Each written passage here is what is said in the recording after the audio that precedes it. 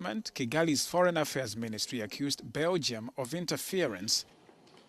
Belgium recently froze aid and suspended trade agreements over Kigali's aggression in neighboring Democratic Republic of Congo. In a press conference in Kigali Sunday, Rwanda's President Paul Kagame struck a defiant tone, saying the East African country would defend its interests against interference by foreign countries.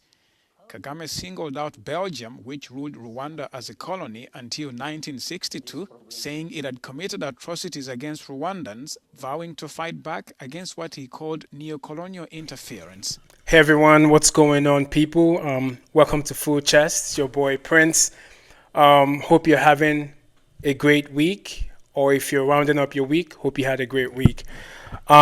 Before I proceed, if you haven't done so already, you already know what the deal is, right? Kindly subscribe to the channel. By the way, if you comment on this video that you subscribed, I'll definitely comment back and like your comment, just to engage and have some participation on the channel. So kindly subscribe to the channel, engage with me, comment, and let's just have some discussion on this relevant topics. All right, so if you're aware already, or if you're not aware already, you know that Rwanda officially cut ties with the colonizer called Belgium this week. Man, so if you watch my channel, you already know that I'm a big fan of Paul Kagame. I think he's one of the best presidents on the continent, hands down, one of the best presidents. And it's not just about some of the moves, the unapologetic moves that he makes, is that the man is intelligent and he's very patriotic to his country and he wants his people to benefit. He's a people's leader, which you can see not only from looking outside, but also within Rwanda, talking to people from Rwanda. They love the man. They love his policies. They love what he does, because you can see that his country is of importance to him. It's not just all about, his pockets, like most of them on the continent are. But yeah, so Rwanda severed the ties with Belgium during the week. More precisely, I think it happened on March 17th. That's when they officially cut ties with Belgium. But today, so I'm going to dive in on the reason why, of course, Rwanda decided to part ways with Belgium. What was the partnership like? What was the benefit for Rwanda for being in this partnership with Belgium, even after colonization, and some of the things that Belgium did to Rwanda prior to their independence? Why did Rwanda continue to have ties or continue to have bilateral agreement in terms of trade with Belgium? And why cutting the ties now? How is this going to affect Rwanda going forward? And is this just like a temporary thing, or is this just an emotional move by Kagame in respect to what is going on in Rwanda vis-a-vis Congo, and how Belgium has been a part, or allegedly is supporting one of the sides, Congo to be precise, on this whole chaos that is happening in East Africa. So these are some of the topics I'm going to dive into and talk about. So yeah, stick around with me and let's go ahead and dive into some of this topic. So I'm going to give you a brief synopsis for those of us who don't have time or who don't know about the history or some of the background context of between Rwanda and Belgium. I'm going to give a brief synopsis of it. You can read about it whenever you like. But one thing that's interesting as well is that on one of my videos that I did regarding the relationship between Germany and Namibia, and I had mentioned that, Germany didn't colonize a lot of African countries, but when they did, they really did a toll on those countries. And now Germany had a part to play in the colonization of Rwanda. So both Rwanda and Burundi had some, ties with Germany. But however, before I proceed, actually, this is the thing that just came to my mind, right? I think that before, independence, I think Africa was just a big piece of cake, right? Africa was a big piece of cake, and European countries just, they just got a big old knife and was just, oh, I'm going to take this. Oh, I'm going to experiment with this. And they just cut Africa into pieces, and they ate some, left some, vomited some. They just did anything they wanted to do with that continent. And now, like, the repercussions are being felt by Africans, and the whole world is going to feel the repercussion as well, because it was a cut and paste deal that they had. That just came to my mind. But continuing on to what I was talking about. So Germany relinquished power of Rwanda to Belgium.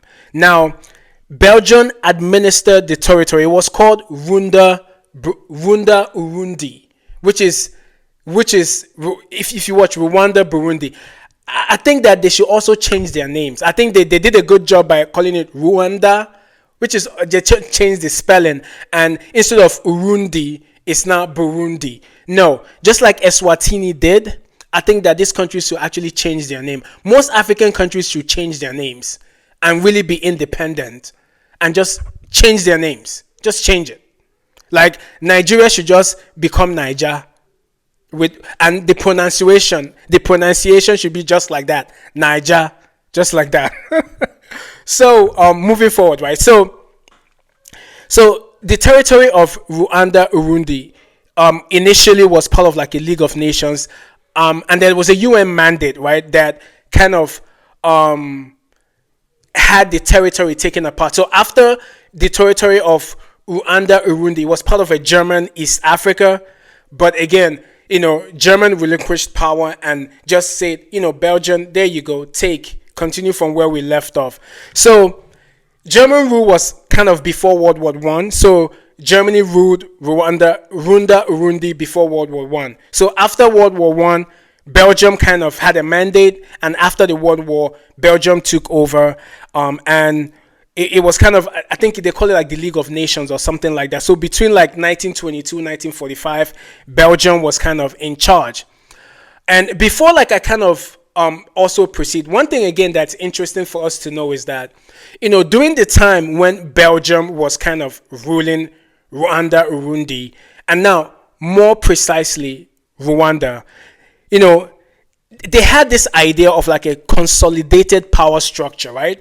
So be like having indigenous institutions, which is not novel to only Rwanda. It's some of the things they also did in the other African countries, which is why there's so many tribes and languages and sub-tribes in various countries in Africa. In Nigeria, there are like many sub-tribes. That tribes, like the Igbo tribe, it's made up of like almost 50 other sub-tribes, and the language is almost the same thing. So it's just confusion and confusion. So the same thing happened here in Rwanda, right? So basically what they did was that the Belgians, they kind of developed like the Tutsi, like they made them the ruling class to formally control most of the Hutu population. So by having like chiefs and sub-chiefs like under this kind of rule system. And the bizarre thing about it, and again, this Germany is very much tied to Belgium. I think they have the same kind of ideology. I think German is spoken in Belgium. So this whole eugenics thing also happened in Rwanda, in the sense that they made the Tutsi, because they saw that the Tutsi were, they thought, or they had this stupid ideology that the Tutsis were genetically more related to Europeans. So they made them more, they kind of said, okay, they should have more power than the Hutu people, which they thought were more inferior. And again, if you look at the genocide in Rwanda, you see the connection? So most of the problems is always caused by these colonizers. And again, one thing I will state is that most of the problems that that is prevalent on the continent, those things are still the byproduct of colonization. Almost everything is still the byproduct. So that is why there is the need for the eradication. If African countries want to move forward, there has to be an eradication of everything that has to do with colonization. Now, there has to be partnerships and trade relations, right? You can't just be an island. But there needs to be very careful consideration of the impact of colonization, even when making agreements. That is why we need smart and intelligent people to lead those countries. All these people who are in power, most of them who are in power, are not qualified. They don't have this psychological power to be able to enforce some of these things, which is why most African countries are still colonized. They are. De facto, they are still colonized. But moving on, right? So, the genocide in Rwanda was caused by the colonizers, because they are the ones that kind of had this class issue which fueled that genocide that happened. So that's kind of giving you like a brief history of the relationship between Rwanda and Belgium prior to independence. And now, even after independence, right? Belgium reestablished diplomatic relations with Rwanda, even after the genocide I just spoke about. Because, like I mentioned, the genocide had a lot to do with what Belgium had planted within that country before independence. So even after everything, they reestablished diplomatic relationship. Africans are forgiven. Africa always forgives. Let's move forward. But man, I think PK is onto something with this one, with what he has done. So after Belgium had reestablished diplomatic relations with Rwanda, and that relationship, if you look at their relationship right from when it started, it's kind of one of their largest trading partners when it comes to bilateral trading agreements and some of the things that is traded between both parties and some of the aid that Belgium gives to Rwanda. So they are the largest, donors to Rwanda. I think statistically they've donated up to 41.84 million in 2019 in total. So the aid to Rwanda from Belgium, it's been a lot. So it's a huge move that PK has done. And this is one of the reasons why I believe that this man doesn't move because of money.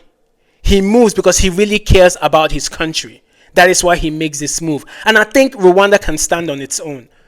I think that it's a facade, or there's this kind of, I think, blanket over most African countries that they can't survive without help from European countries. I think it's something that have been preached or that have been knocked into the heads of a lot of African leaders, that they don't even know how to be independent by themselves, because Africa has everything that they need. If they're serious about it, they can be. So I'm not afraid of I don't think Rwandans are actually afraid of what Paul Kagame has done. I think they are full in support of him. And in some of the videos that have been circulating throughout when this happened, you will also see that the country is in support of their president. But moving on to some of the other facts in terms of their bilateral relationship. So, like I mentioned, a lot of aid and, in the form of healthcare, transportation, public financial management, PFM, and so many other things that Belgium helps in development within Rwanda, and donates money for Rwandans to be able to get on their feet. Of course, maybe it's guilty conscience, that is why they do all these things. But again, like I mentioned, on March 17, 2025, Rwanda cut diplomatic ties with Belgium. Now, what are the reasons why this happened? There's a reason why PK decided to see, we don't want to do this again. So one of the main reasons is that Rwanda accuses Belgium of siding with the Democratic Republic of Congo on this whole regional conflict in Eastern DRC. So Belgium is siding with Congo, and Rwanda is kind of, why are they doing this? Of course, there's something for Belgium to gain. That is why they're siding with Congo as well. So, and to prove their siding, what Belgium did was that they successfully pushed the EU to impose sanctions on Rwanda over its military involvement in Congo. Now, it has been a whole back and forth between, Paul Kagame, South Africa, Congo, and various other people on Rwanda's involvement in Congo. And, PK constantly indicates that he's trying to protect his country. If you don't protect your country, these things can pour into his Rwanda as well. So, he stands firm on his belief that he's protecting his country. However, Belgium did, push the EU to push sanctions on Rwanda, which is part of why they decided to cut ties with Belgium. And to kind of indicate the seriousness of this, the sanctions came very swiftly. Like, there wasn't waste of time. It happened immediately. So, once Rwanda found out this was happening, they moved very swiftly in a very harsh manner. And one of the things that they did was that they had diplomats in Rwanda, Belgian diplomats in Rwanda, that left immediately. Within 48 hours, they were given to leave the country. So those were some of the steps to show the seriousness of the case, of the issue. But now, here's my take on this, right? So it's one thing to sever diplomatic ties. And like I mentioned initially in my intro to this, now let's be careful that this is not an emotional move, that PK is tactical about what he's doing. Now, like I mentioned before, I believe that Rwanda can survive on its own. It doesn't need all this aid coming in from Belgium. But again, no country can be an island. There's also need for bilateral trade agreements, which they've had. But I think that this is one of the things African countries have to learn. And I think that PK and Rwanda is setting a precedent. When I talk about concessions, right? If you're in a relationship, in an equal relationship with another country, you cannot be pushing for sanctions on that country, because what that indicates is that you feel that you're more powerful, or you feel that you have more leverage on the country. It's just like me having an agreement with a friend, and then behind the friend's back, I'm saying, oh, punish that person, when I have an agreement, unless if that agreement is not mutual. Again, that is why negotiations between African countries and its counterparts, especially European countries, Asian countries, former colonizers, we have to make sure that it's a mutual agreement where no one has an upper hand. Because when one person has an upper hand, they're going to treat you like a child. And I think by this time around, African countries need to realize that they're no more kids and they have to stand up for themselves. And PK is setting the precedent for that. And I applaud him for that. Because if me and you are in an agreement, there's no way, shape, or form you should be it's defamation. That's what you're doing. And we have an agreement. So therefore, in that agreement, you feel that you have more power than me. And I think that is the stance Paul Kagame is taking. And he's saying, you know what? This is what you think. Well, get out from my country. We don't want this relationship anymore. Because the relationship also favors you. I'm sure it does. And this is a very powerful statement, and I applaud him for doing this. So, after thinking about this whole situation, I think that Rwanda made the right move. And I think that it's not an end or be all situation. I think that in the future, there might be talks between those partners, and there might be between Belgium and Rwanda, and there might be renegotiations of whatever plans they had, or whatever notes that they had in their bilateral agreement, indicating that, hey, you cannot do this if me and you are in agreement. So I think it's a bold move. I think African countries are standing up, which they should, and I think PK is doing something remarkable. Again, I applaud him for what he's done. But again, guys, let me know what you think. Do you think that this was a good move by Rwanda? If you're from Rwanda and you're watching my channel, let me know, like, what is like the tone within the country of this move by Paul Kagame? Is the tone of support? I mean, from what we see on various platforms, the country supports him. But again, are there people in the country who feel otherwise? Let us know. And if you've not done so, kindly subscribe to the channel, hit the like button, hit the bell for notifications on more videos. I'm going to be dropping more stuff soon. And again, I've seen that my core subscribers have indicated to me what they like to hear, which is more on African geopolitics, which is what I'm going to be giving to you. So yeah, subscribe to the channel. Thank you for watching. Until next time, this is Full Chest. Peace.